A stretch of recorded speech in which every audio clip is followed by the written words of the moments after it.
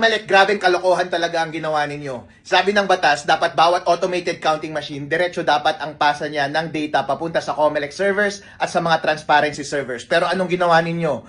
Yung mga papunta sa transparency servers, pinadaan nyo muna doon sa data center 3. Kaya nga pinapadiretso ng sabay sa Comelec servers at sa transparency servers para kapag mandaraya ang Comelec, mahuhuli ka agad ng transparency server. Pero since pinipigilan nyo na yung mga napupunta sa transparency server, syempre pwede nyo nang dayain yung data na pumupunta sa inyo at nilalabas ninyo sariling server at pwede nyo na rin i-manipulate through data center 3 yung mga ipapadala ninyo papunta sa mga transparency servers. E di pwede na nating dayain sa gitna. Kaya pala ang tagal-tagal matransmit yung mga papunta sa mga transparency server at saka ang tagal din matransmit yung mga papunta sa inyong mga sariling server. Hindi ko alam kung anong kalokohan ang ginagawa ninyo sa gitna. Nakita ko meron nga sa aming bayan, nag-manual upload kami. Nakita ko yung laki ng file na ina-upload doon sa mga servers. Napakaliit lang pala. Around 70 kilobytes yung file. Yung average speed ng internet natin dito sa Pilipinas, 35 megabytes per second. Ibig sabihin, dapat split second lang yung transmission ng ganyang mga data.